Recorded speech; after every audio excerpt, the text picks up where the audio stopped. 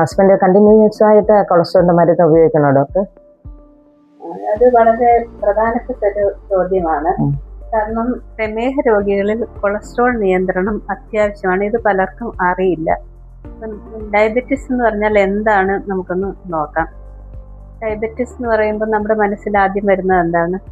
പാൻക്രിയാസിൻ്റെ ഒരു അസുഖമാണ്, blood sugar കൂടുന്നു. പക്ഷേ ഡയബറ്റിസ് അഫക്റ്റ് ചെയ്യുന്നത് നമ്മുടെ രക്തക്കുഴലുകളെയാണ്.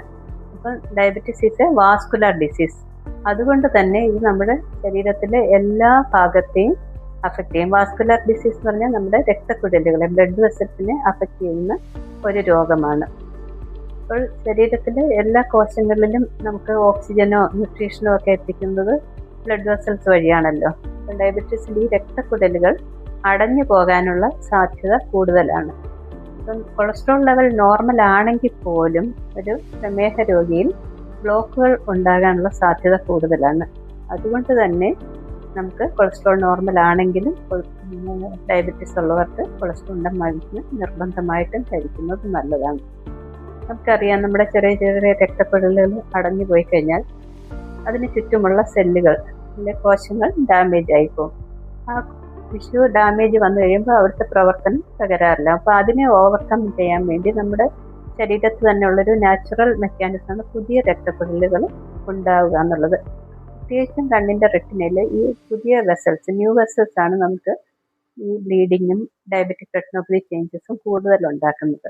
അപ്പോൾ ഡയബറ്റിക് റെറ്റിനോപ്പതി വരാതിരിക്കണമെങ്കിൽ നമ്മൾ ബ്ലഡ് ഷുഗർ നല്ല രീതിയിൽ കൺട്രോൾ ചെയ്യും. അതിനോടൊപ്പം തന്നെ കൊളസ്ട്രോളിൻ്റെ മെഡിസിൻ നിർബന്ധമായിട്ട് കഴിക്കുകയും ചെയ്യണം.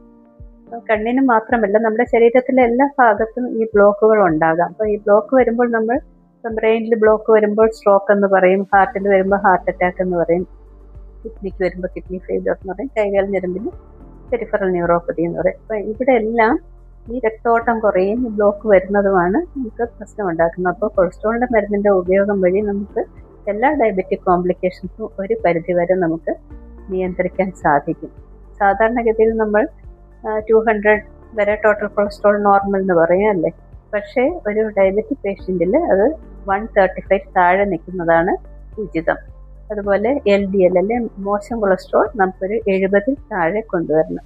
അപ്പോൾ കൃത്യമായിട്ട് കൊളസ്ട്രോളിൻ്റെ മെഡിസിൻ കഴിച്ച് നമുക്ക് ഡയബറ്റീസും കൺട്രോൾ ചെയ്ത്, കൂടാതെ മറ്റ് ഇപ്പം BP ഉണ്ടെങ്കിൽ അതും കൺട്രോൾ ചെയ്ത് പോയി കഴിഞ്ഞാൽ ഒരു കോംപ്ലിക്കേഷനും ഇല്ലാതെ ഒരു സാധാരണ ആൾ ജീവിക്കുന്നത് പോലെ തന്നെ ഒരു ഡയബറ്റിക് പേഷ്യൻറ്റിനും ജീവിതകാലം മുഴുവൻ ഹെൽത്തി ആയിട്ട് ജീവിക്കാൻ കഴിയും. അതുകൊണ്ട് കൊളസ്ട്രോൾ നിർബന്ധമായിട്ടും നമ്മുടെ ഡയബറ്റിക് ട്രീറ്റ്മെൻറ്റിൻ്റെ ഒരു ഭാഗമായി കൊണ്ടുവരേണ്ടതാണ്.